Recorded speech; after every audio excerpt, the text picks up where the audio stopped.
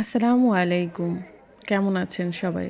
আজকের দিনটি খুবই স্পেশাল একটা দেশের এবং আমাদের সাধারণ জনসাধারণের জন্য একটি বিশেষ দিন। আজ আন্তর্জাতিক মাতৃভাষা দিবস। আসলে এই দিবসটি না থাকলে আমরা আসলে ভাষার মর্মটাই বুঝতাম না।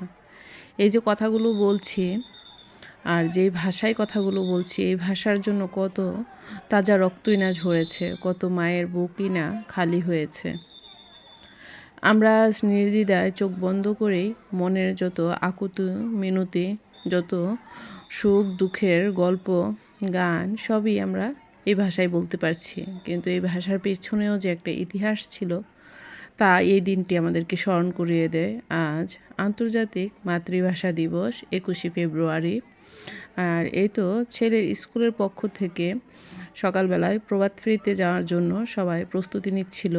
আর তারই কিছুটা মুহূর্ত আমি আমার মোবাইলে ধারণ করে নিয়েছিলাম। আসলে ছোটোবেলা থেকেই দেশ এবং দেশের চেতনায় উদ্বুদ্ধ হওয়া উচিত এবং পারিবারিক শিক্ষা এবং প্রাতিষ্ঠানিক শিক্ষা দ্বারাই এরার মধ্যে সেই যে চেতনাটা তা জাগ্রত হয়। ছেলেকে নিয়ে আসলাম স্কুলে। ছেলে খুব আনন্দ পাচ্ছে। সে দেশের পতাকা এবং দেশের যে লাল সবুজের স্টিকার গালে লাগিয়ে সে খুব খুশি। তার খুব ভালো লাগছে। ভোরবেলায় মায়েরা তাদের সন্তানদেরকে নিয়ে বিদ্যালয়ে এসে হাজির এবং প্রত্যেকের হাতেই পতাকা, তারপরে ব্যানার, ফুল। তারা রং বেরঙের শাড়ি চুড়ি পরে ফুল নিয়ে হাজির হয়েছে বিদ্যালয়ে। তারা শহীদদের শ্রদ্ধা জানাতে এসেছে।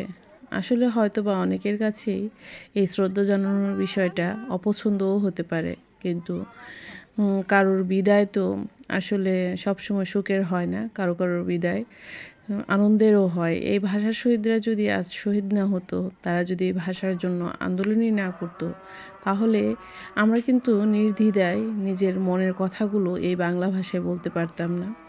বাংলা যে আমাদের মায়ের ভাষা, আমরা মায়ের কোলে আসার পরে যে ভাষাটা শিখেছি, তাই কিন্তু প্রত্যেকটা দেশ তার নাগরিকের মাতৃভাষা হয়ে থাকে। আর এই বাংলা ভাষা বলাটা আমাদের জন্য গর্বের, কারণ ছাত্র জনতা তাদের তাজা প্রাণ ঢেলে দিয়েছিল রাজপথে আমাদের এই দিনটিতে বাংলা ভাষায় কথা বলার জন্য।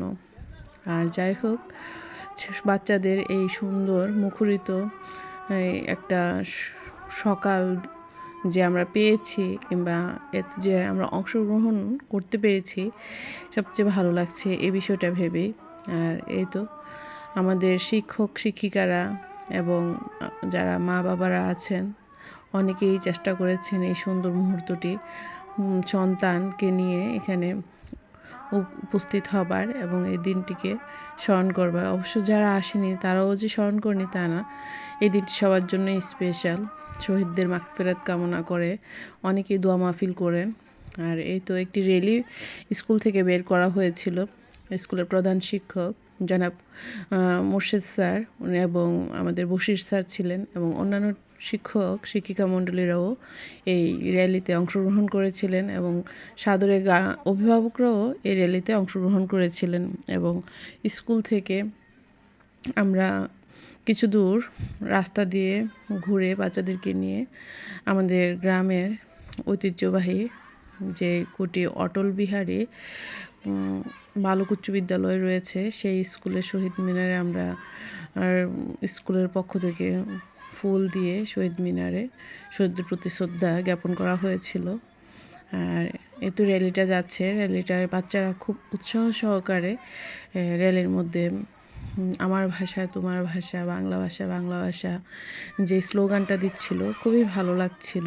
আর অনেক মানুষ মাশাআল্লাহ, ছোট বড় সবাই মানে মুখরিতভাবে এর মধ্যে অংশগ্রহণ করেছিল, যা আসলে নজর কাড়ার মতো।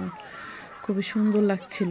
ভোরবেলায় কতগুলো কচিকাঁচার মিলন মেলা হয়েছিল এই মুহূর্তটাতে, যা একটা অনুপ্রেরণা যোগায়। ওরাই তো আমাদের ভবিষ্যৎ, ওরাই আগামী প্রজন্মের এই যে চেতনা, এটাকে ধরে রাখবে। ওরা অন্যদেরকেও এর চেতনায় জাগ্রত করবে, দেশ জাতির মুখ উজ্জ্বল করবে।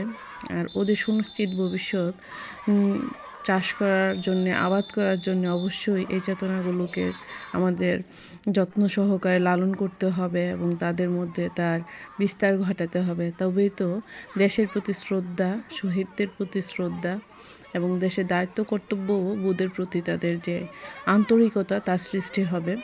এই যে আমার ছেলে পতাকা হাতে খুব ছুটে চলছে রাজপথে, আমার খুব ভালো লাগছে। ওর দুটি চোখ খুবই প্রফুল্ল ছিল, আনন্দিত ছিল। এই তো আমরা চলে এসেছি আমাদের কাঙ্ক্ষিত স্থানে, কোটি অটল বিহারী স্কুলে। আর এই স্কুলে ওই যে ওর বন্ধুর কাঁধে হাত ধরে যাচ্ছে, বিদ্যালয়ের মধ্যে প্রবেশ করছে। এখানে শহীদ মিনারে ওরা ফুল দিবে, শহীদদের প্রতি শ্রদ্ধা জানাবে। শিক্ষকরাও ওদেরকে খুব যত্ন সহকারে ওদেরকে দেখাশোনা করে নিয়ে এসেছে, যেন কোনো বাচ্চাদের কোনো ক্ষয়ক্ষতি না হয় এবং ওরা যেন সুস্থভাবে সঠিকভাবে যথাস্থানে এসে পৌঁছতে পারে।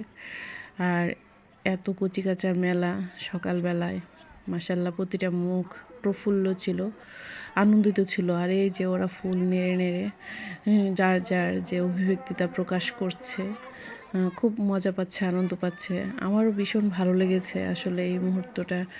আমি মোবাইলে ধারণ করেছি ঠিকই, কিন্তু আসলেই মনের মধ্যে একটা অন্যরকম আনন্দ অনুভব করেছি।